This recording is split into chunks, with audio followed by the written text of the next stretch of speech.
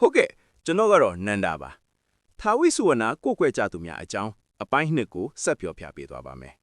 အချက်လက်များကိုအင်တာဗျူးပြီးခွဲချမ်းစိတ်ဖြာပြီးတော့ထာဝိစုဝနာကိုကိုးကွယ်ပြီးအမှန်တကယ်ချမ်းသာလာသူတွေဟာလူအများမသိတဲ့ဘုံဝိတေတာလက္ခဏာ၅ခုကိုမျှဝေထားတာကိုကျွန်တော်တွေ့ရှိခဲ့ပါတယ်ပထမဝိတေတာလက္ခဏာကတော့သူတို့ဟာမြန်မြန်ချမ်းသာလာဟုဘယ်တော့မှမတောင်းဆိုခဲ့ကြပါဘူးထူးဆန်းတယ်လို့ထင်ရတယ်မဟုတ်လားထာဝိစုဝနာကိုကိုးကွယ်ပြီးနောက်ချမ်းသာလာသူတွေဟာမြန်မြန်ချမ်းသာလာဖို့ဘယ်တော့မှမတောင်းဆိုခဲ့ကြပါဘူးချက်တူချက်စေကရွှေဆိုင်ပိုင်ရှင်မစ္စတာဆွန်ချိုင်းကကျွန်တော်မြန်မြန်ချမ်းသာလာဖို့ဘယ်တော့မှမတောင်းဆိုခဲ့ပါဘူးကျွန်တော်လုပ်ငန်းကောင်းမွန်စွာလဲပတ်ဖို့ဖောက်တယ်တွေကျွန်တော်ရဲ့ထုတ်ကုန်တွေနဲ့ပျော်ရွှင်ကျေနပ်ဖို့စီးပွားရေးလုပ်ဖို့ဉာဏ်ပညာရှိဖို့ပဲကျွန်တော်တောင်းဆိုခဲ့တာပါလို့ပြောပါတယ်ဒါမှမဟုတ်အစားတောက်ဆက်ယုံပိုင်ရှင်မစ္စနီပါကလည်းတခြားသူတွေကိုကူညီဖို့လူ့ဖိုင်စီကအကျိုးရှိစေဖို့ငွေအလုံးလောက်ရှိဖို့ကျွန်တော်တောင်းဆိုခဲ့တာပါလို့ပြောပါတယ်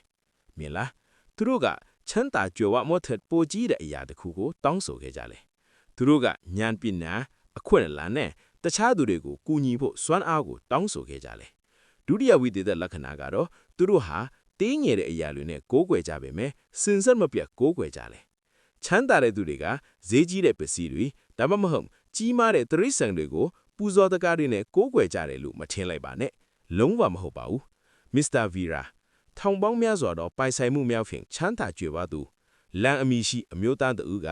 သူသည်ထာဝိစုဝနာကိုရေတခွက်ငပြောသည့်တစ်လုံးနဲ့အမွှေးတိုင်းတစ်ချောင်းဖြင့်ဤစဉ်ကိုးကွယ်ကြောင်းပြန်ပြောပြခဲ့ပါတယ်အရေးကြီးသမှာရည်ရွယ်ချက်ဖြစ်ကြောင်းသူကအလေးထားပြောကြားခဲ့ပါတယ်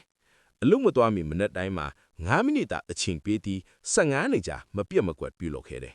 ဒါမှမဟုတ်ကျွန်တော်ဈေးတွင်တွေးဆုံခဲ့တဲ့သမင်းဟင်းရောင်းချသူကိုစဉ်းစားကြည့်ပါ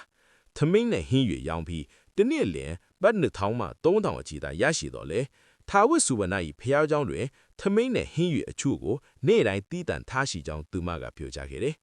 ဤသို့ပြုလုပ်ပြီးနောက်သူမသည်ဖောက်တယ်များစွာရရှိလာပြီးယခုအခါမှာသူမကိုယ်ပိုင်ဆိုင်တစ်ဆိုင်ဖိတ်လည်နိုင်ပြီဟုသူမကပြောကြားခဲ့တယ်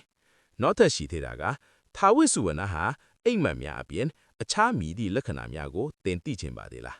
သိချင်ရင်အပိုင်း3ဆက်တင်ပေးပါမယ်အပိုင်းခွဲတင်ပေးရတာနားလည်ပေးပါအကောင့်ကိုလည်း like နဲ့ follow လုပ်သွားပေးနော်ကျေးဇူးတင်ပါတယ်